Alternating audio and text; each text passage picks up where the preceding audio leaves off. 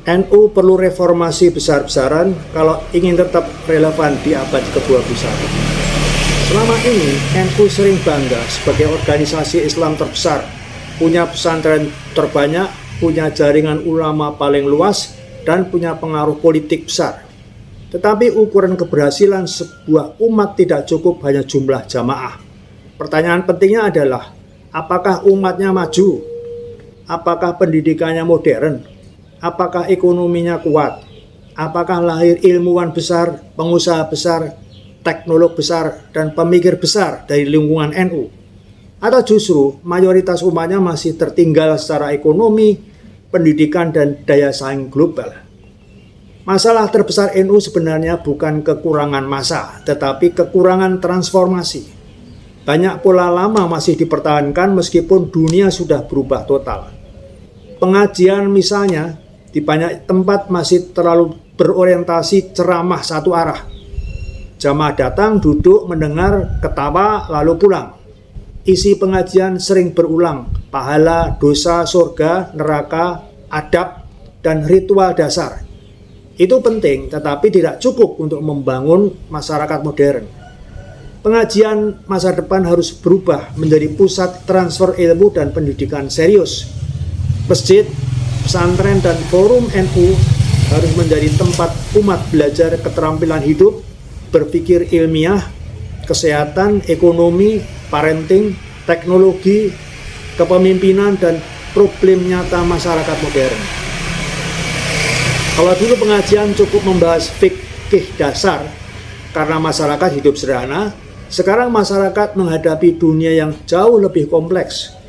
Anak muda menghadapi AI, kecanduan digital, krisis mental, persaingan global, ekonomi digital, perubahan pekerjaan akibat teknologi, dan krisis makna hidup.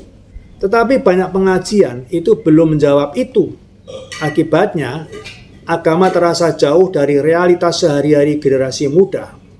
NU harus mulai mengubah pengajian menjadi ekosistem pembelajaran masyarakat. Pengajian jangan hanya menjadi tempat mendengar ceramah, tetapi juga tempat belajar entrepreneurship, literasi finansial, nutrisi, kesehatan mental. Jadi umat bukan hanya merasa religius, tetapi juga menjadi cerdas dan kuat menghadapi zaman. Dan ada pesan yang sangat penting, jangan pernah memanfaatkan kebodohan umat untuk meraih keuntungan pribadi, keuntungan politik, atau keuntungan ekonomi. Ini penyakit besar yang diam-diam merusak banyak organisasi keagamaan. Ketika umat tidak dididik berpikir kritis, mereka mudah diarahkan. Ketika umat tidak memahami ilmu dan informasi, mereka mudah dimobilisasi. Kadang ketidaktahuan umat justru dipelihara karena lebih mudah mengendalikan orang yang tidak kritis daripada orang yang cerdas. Padahal tugas agama itu seharusnya memerdekakan manusia, bukan membuat manusia terus bergantung. Jangan jadikan umat hanya sebagai sumber suara politik, sumber sumbangan, atau sumber loyalitas buta. Kalau benar mencintai umat, maka umat harus dibuat cerdas, mandiri, sehat, dan berdaya. Organisasi yang besar seharusnya menghasilkan masyarakat yang makin dewasa, bukan masyarakat yang makin bergantung kepada figur. Pendidikan NU juga harus direformasi total. Selama ini banyak pesantren masih menggunakan pola pendidikan lama yang terlalu bertumpu pada hafalan dan kepatuhan. Santri sering dilatih menjadi pendengar yang baik, tetapi belum cukup dilatih menjadi peneliti, inovator, dan problem solver. Dunia modern membutuhkan manusia yang mampu berpikir kritis, bekerja lintas disiplin, dan menciptakan solusi baru. Karena itu, sistem pendidikan NU harus lebih modern tanpa kehilangan akar spiritualnya. Kitab kuning tetap penting, tetapi cara mengajarkannya harus berubah. Jangan hanya fokus membaca teks dan syarah lama. Santri harus dilatih memahami metodologi berpikir, konteks sejarah, filsafat ilmu, logika, dan relevansi ilmu terhadap masalah modern. Santri harus bisa membaca kitab sekaligus membaca jurnal internasional. Harus mampu memahami fikih sekaligus memahami AI, bioteknologi, kesehatan masyarakat, ekonomi global, dan perubahan geopolitik dunia. Kalau tidak, pesantren akan hanya menghasilkan generasi yang saleh, tetapi tidak mampu memimpin peradaban modern. Kepemilikan dan manajemen pendidikan juga perlu dibenahi. Banyak lembaga pendidikan di kalangan NU masih terlalu personalistik dan bergantung pada figur tertentu. Kadang sekolah atau pesantren berjalan seperti milik keluarga, bukan institusi profesional. Akibatnya regenerasi sulit, transparansi lemah, dan kualitas sangat bergantung pada satu tokoh. Pendidikan NU masa depan harus dibangun dengan tata kelola modern, profesional, dan transparan. Harus ada standar mutu, riset pendidikan, pelatihan guru modern, sistem evaluasi, dan pengembangan kurikulum yang serius. NU perlu membangun jaringan universitas riset unggulan, pusat inovasi teknologi, laboratorium kesehatan, dan lembaga think tank yang mampu bersaing global. Masalah lain adalah kultur organisasi yang masih feodal di sebagian tempat. Kadang struktur NU terlalu bertumbuh pada senioritas, garis keturunan, kultus figur. Kritik dianggap melawan. Anak muda sulit naik kalau tidak punya akses jaringan tertentu. Ini membuat organisasi lambat berubah. Kepengurusan NU harus lebih egaliter dan profesional. Anak muda yang punya kapasitas harus diberi ruang besar. Perempuan juga harus mendapat ruang kepemimpinan lebih luas. Keputusan organisasi harus berbasis kompetensi dan visi, bukan sekadar senioritas dan kedekatan.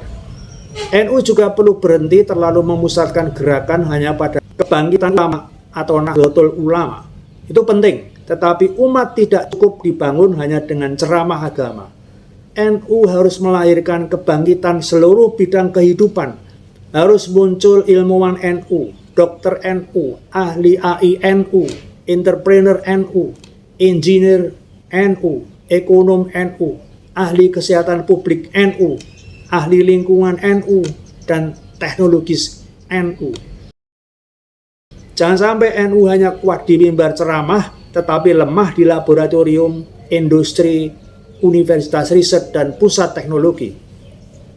Karena itu, orientasi gerakan NU perlu diperluas.